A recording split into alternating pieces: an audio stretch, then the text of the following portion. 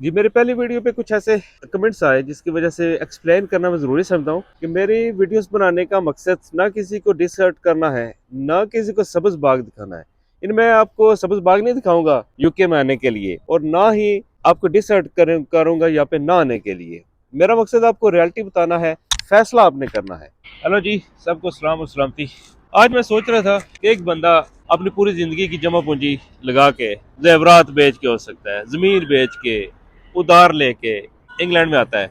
कुछ work permit पे आ रहे हैं, स्टूडेंट्स आ रहे हैं, किस लिए? अपनी फ्यूचर, अपनी फैमिली का फ्यूचर, उसकी बेहतरी के लिए। लेकिन आके इधर उसके एक्सपेक्टेशन से बिल्कुल डिफरेंट दुनिया उसको मिलती है। इतनी ज्यादा मुश्किलात, इतने ज्यादा प्रॉब्लम्स, वो आके परेशान हो जाता है। तो उसके लिए कितनी मुश्किल होती है, कितनी परेशानी बनती है इधर आके। आज की वीडियो में बेसिकली हम ये डिस्कस करेंगे, जो न्यू कमर्स है, स्टूडेंट्स हैं, वर्क परमिट्स पे आ रहे हैं बंदे, उन सब के जो है ना इधर मसाइल और क्या प्रॉब्लम उनको फेस हो रही हैं, कुछ उसका मैं अपने नॉलेज और एक्सपीरियंस के लिहाज से कुछ सोल्यूशन, कुछ एडवाइस मैं आपको जो है ना दूंगा, उस बारे में डिस्कस करेंगे। वेरी बेसिक जो है ना प्रॉब्लम्स बंदूक आती आ रही हैं, उसमें अकोमोडेशन सबसे पहले नंबर पे है। अकोमोडेशन बहुत मुश्किल हो गई है, बहुत शॉर्टेज हो गई है। रेंट पे जो है ना घर नहीं मिल रहे, फ्लैट्स बड़े मुश्किल से जो है मिल रहे हैं। दूसरे नंबर पे आते ही अखराजात बहुत ज्यादा जो है ना, एक इनिशियल स्टेज पे आपको जो आते अखराजात करना पड़े हैं, वो हेल्प नहीं मिल रही लोगों को। बाकी इधर के रहने वाले उनसे हेल्प, बेसिकली लाइफ इधर इतनी बिजी है, इतनी जो है ना हर बंदा इतना बिजी है, वो हेल्प नहीं जो है ना, हर बंदा आपकी हेल्प नहीं कर सकता। हम देखते हैं आप इन सारी चीजों के लिए कैसे तैयारी करके आ सकते हैं, क्या कुछ किया जा सकता है, कुछ एडवाइस, कुछ जो है ना मशवरा। आइए पहले आपको मैं दो बंदों का एक्सपीरियंस बताता हूँ। एक वर्क परमिट पे आए हुए हैं और एक स्टूडेंट। उसके बाद फिर आपको सॉल्यूशंस बताएंगे। ਮੈਂ ਸੈਪਟੰਬਰ ਇਨਟੇਕ ਵਿੱਚ ਆਇਆ ਸੀ ਐਜ਼ ਏ ਸਟੂਡੈਂਟ। ਮੈਂ ਮਾਸਟਰ ਡਿਗਰੀ 'ਤੇ ਆਇਆ ਸੀਗਾ ਅਤੇ ਮਾਸਟਰ ਤੋਂ ਮੈਂ ਇਹਨਾਂ ਨੂੰ ਡਿਪੈਂਡੈਂਟ ਨੂੰ ਮੇਰੇ ਨਾਲ ਦੇ ਉਹ ਨਵੰਬਰ ਦੇ ਲਾਸਟ ਵਿੱਚ ਆਏ ਸੀਗੇ ਅਤੇ ਮੈਨੂੰ ਇੱਦਾਂ ਸੀਗਾ ਵੀ ਚੱਲ ਫਿਊਚਰ ਉਰੇ ਕ੍ਰੀਏਟ ਹੋ ਜਾਊਗਾ, ਕਿਉਂਕਿ ਰੂਲ ਪਹਿਲਾਂ ਡਿਫਰੈਂਟ ਸੀਗੇ ਅਤੇ ਹੁਣ ਰੂਲ ਥੋੜ੍ਹੇ ਡਿਫਰੈਂਟ ਹੋ ਗਏ। ਅਤੇ ਇੱਦਾਂ ਸੀਗਾ ਵੀ ਹੁਣ ਰੂਲ ਚੇਂਜਿਸ ਹੋ ਗਏ, ਉਹਦੇ ਅਕੋਰਡਿੰਗ ਹੀ ਬੰਦੇ ਨੂੰ ਸੋਚ ਕੇ ਆਉਣਾ ਚਾਹੀਦਾ। ਹੁਣ ਮੇਰੇ ਹਿਸਾਬ ਨਾਲ ਡਿਪੈਂਡੈਂਟ ਜੇ ਆ ਰਹੇ ਹੋ ਤੁਸੀਂ, ਆਪਣੇ ਹਸਬੈਂਡ ਵਾਈਫ 2 ਹੀ ਜਾਣੇ ਆਓ, ਬੱਚੇ ਨੂੰ ਲੈ ਕੇ ਆਉਣ ਦਾ ਖਰਚਾ ਹੀ ਤੁਹਾਡੇ 'ਤੇ ਪਊਗਾ।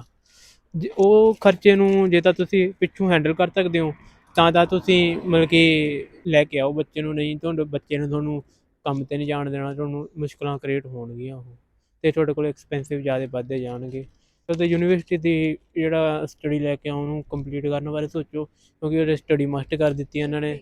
ਸਟੱਡੀ ਤੋਂ ਬਿਨਾਂ ਤੁਸੀਂ ਮਤਲਬ ਕਿ PSW ਨਹੀਂ ਤੁਹਾਨੂੰ ਮਿਲਣਾ, ਤੁਸੀਂ ਮਤਲਬ ਕਿ ਰੋਲੇ ਜਾਓਗੇ ਕੰਮ ਦੇ ਵਿੱਚ, ਚੱਕਰ ਵਿੱਚ ਬਾਹਲਾ ਪੈਣ ਦੀ ਇੰਨੀ ਲੋੜ ਨਹੀਂ ਹੈਗੀ।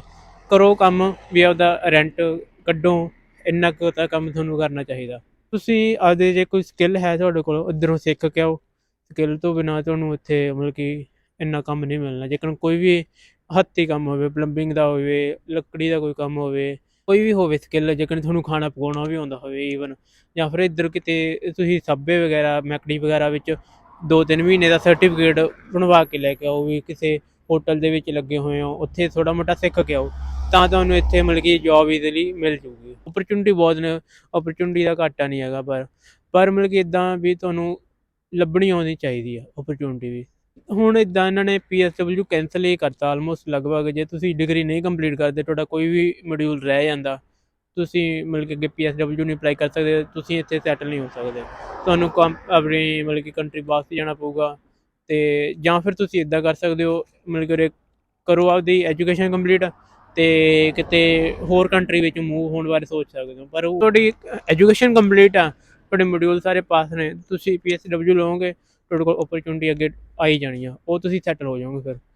वर्क परमिट पे आने वालों को सबसे पहली मुश्किल जो आती है वो आती है अकोमोडेशन की, क्योंकि मैं भी अपनी पूरी फैमिली लेके आया हूँ साथ, और मोस्टली बंदों ने अपनी फैमिली ही लाई हुई है अपने साथ, 20 बच्चे साथ लेके आए हुए हैं, तो उन्हें पूरा घर लेना पड़ता है। अगर घर नहीं लेंगे तो कम से कम 2 कमरे तो लेने ही पड़ते हैं उन्हें, बच्चों के लिए, अपने लिए, और खाना पीना ये वो सब कुछ संभालने के लिए। 2 कमरे लेने के लिए आपको अच्छा खासा रेंट देना पड़ता है यहाँ पे, और आपका 1000 तो कहीं नहीं गया, कम अज़ कम 1000 मंथली कहीं नहीं गया, सिर्फ रेंट की बात कर रहा हूँ। अगर आप 2 बेडरूम लेते हो तो, अगर आप पूरा घर ले लेते हो फिर तो 1500, 1600, 1700, 1800 पे भी आप जा सकते हो, इतना खर्चा हो जाएगा।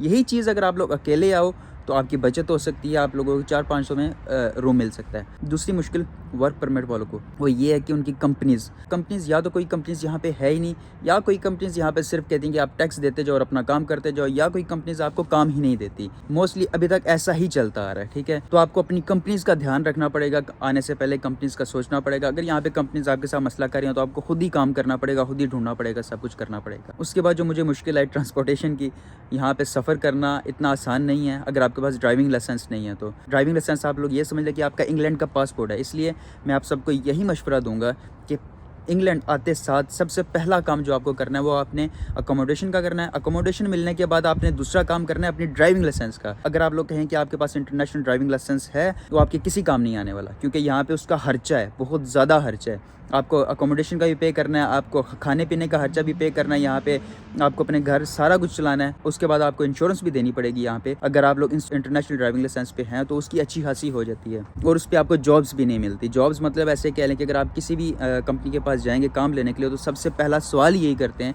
कि आपके पास ड्राइविंग लाइसेंस है या नहीं है। अगर आप कहते हैं कि नहीं है तो फिर वो आपको प्रेफर नहीं करते, वो आपको थोड़ा साइड पे कर देते हैं कि आपको यार देखते हैं कोई और बंदा हो जिसके पास ड्राइविंग लाइसेंस हो, उसके पास अपनी गाड़ी हो, वो सारा कुछ कर ले। तो इसलिए अपने 2-3-4 महीने का खर्चा साथ लेके आना, घर ढूंढ लेना, ड्राइविंग लाइसेंस ले लेना। ड्राइविंग लाइसेंस आ गया तो आपकी ज़िंदगी आसान हो जाएगी। इसलिए आप इन सारी चीज़ों को अपने माइंड में रख के, अपनी ये मुश्किलों को माइंड में रख के आना। यहाँ पे आते साथ ही आसानी नहीं है, आते साथ ही पैसे नहीं हैं। मैं आपको डिमोटिवेट नहीं कर रहा, मैं आपको हकीकत बता रहा हूँ। अगर आपने हकीकत नहीं सुननी तो आप ये वीडियो बंद कर दें। लेकिन आप 5-6 महीने के लिए मेंटली तैयार हो गए हैं कि आपका खर्चा होगा। आपने मेहनत जितनी पाकिस्तान करते थे उससे यहाँ पे 10 गुना ज़्यादा करनी पड़ेगी। तो मुश्किलें हैं यहाँ पे, लेकिन उसके बाद आसानियाँ भी होंगी इंशाल्लाह। तो बाकी चीज़ें आपको ज़ायद भी मशवरा दे देंगे, क्योंकि उनका ज़्यादा एक्सपीरियंस है, वो ज़्यादा ये चीज़ें जानते हैं यहाँ पे, वो मेरे से ज़्यादा अरसे से हैं यहाँ पे। अच्छा जी, देखा आपने लवदीप सिंह स्टूडेंट जो आए हैं उनकी भी, और खिजर जो वर्क परमिट पे आए हैं उनकी बातें सुनी। अब आपके लिए कुछ मशवरे हैं जो मैं अपने एक्सपीरियंस की बिना पे जो है आपको दे रहा हूँ, आप ट्राई करें। सबसे पहले वही बात, आप अपने तौर पे जो है ना वीज़ा अप्लाई करके आए, एजेंट्स के थ्रू ना आए। पर अगर आप आ गए हैं या पैसे दे दिए किसी को, अभी आ रहे हैं, तो आप कोशिश करें कि अकेले आएँ। पहले आके आप अपनी अकोमोडेशन, घर वगैरह का सारा जो है बंदोबस्त कर लें यहाँ पे, उसके बाद फैमिली को और बच्चों को बनाएं। और अगर हो सकता है, जैसे लवदीप सिंह ने आपको बताया कि बच्चों को अगर आप 6 महीने, साल के लिए, 2 साल के लिए उधर किसी के पास रख सकते हैं तो ज़्यादा बेहतर है। आप दोनों मियाँ बीवी फैमिली आ जाए, कपल आ जाए, आपके लिए ज़्यादा आसानी हो जाएगी। बच्चों का सिस्टम इधर डिफरेंट है, अपने मुल्क में डिफरेंट है। इस कंट्री में आप बच्चों को अंडर 16 है, उनको आप जो है ना अकेले नहीं घर पे छोड़ सकते। यहाँ पे कोई हेल्प करने वाला भी नहीं है कि किसी के पास बच्चे छोड़ जाएं। दोनों माँ बाप में से एक बंदे को हर वक्त बच्चों के पास रहना पड़ता है। तो अगर हम करना चाहते हैं दोनों, अगर आपके पास बच्चे हैं तो बिल्कुल नहीं जो है ना कर सकते। आप में से एक को बच्चों के पास रहना पड़ेगा। दूसरी बात, अगर आपकी यूनिवर्सिटी प्रॉब्लम कर रही है, कुछ स्टूडेंट के साथ हुआ है, फीस ले ली, विदाउट रीज़न बताया आपको फेल कर रही है, वापस जाने के लिए कह रही हैं, तो आप यूनिवर्सिटी में जो स्टूडेंट यूनियंस हैं उनसे रब्ता करें। और इसके बाद वर्क परमिट वालों को प्रॉब्लम हो रही है, काम नहीं मिल रहा उनको, कई वर्क परमिट्स की कंपनियां बंद हैं, यहाँ पे आप आते हैं पता चलता है कि वो है ही नहीं है। उनके कंप्लेंट्स के लिए जो इदारा है सिटीज़न एडवाइस ब्यूरो, आप वहाँ जा सकते हैं।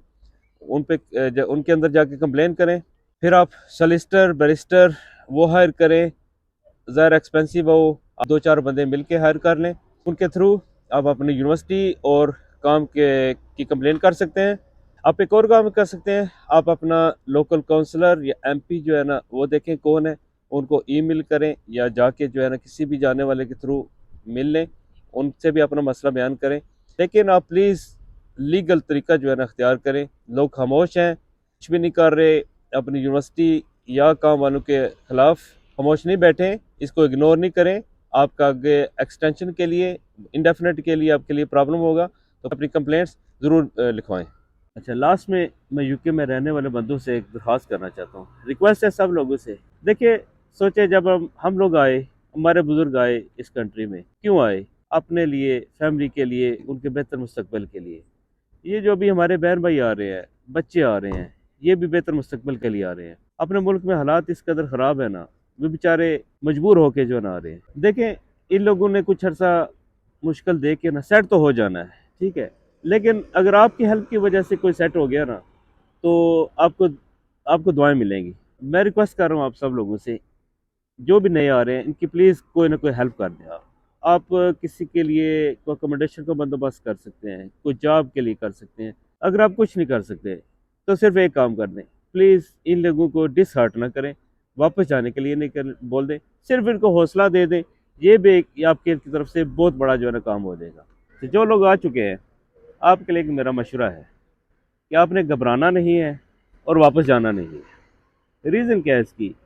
आप लोग सब कुछ बेच के, इतना कर्जा लेके, पता नहीं कौन कौन सी मुश्किल से इतने पैसे लगा के आए हैं, आप इतना जल्दी डिसहर्ट होके वापस चले जाएंगे, ये कोई अच्छी बात नहीं है। प्लीज़ हिम्मत रखें, कोशिश करें, मेहनत करें, थोड़ा सा मुश्किल होगा कुछ अरसे के लिए। कंट्री बहुत अच्छा है, सिस्टम बहुत अच्छे हैं, यहाँ पे आपके बच्चों को बहुत अच्छा मुस्तकबिल बनेगा। हिम्मत थोड़ी सी करें, कुछ अरसे बाद बिल्कुल ठीक हो जाएगा, हालात ठीक हो जाएंगे, लेकिन घबरा के ऐसे वापस नहीं जाएं। उम्मीद करता हूँ ये वीडियो आपके काम आई होगी। नेक्स्ट वीडियो तक के लिए इजाज़त लेता हूँ। खुदा हाफिज़।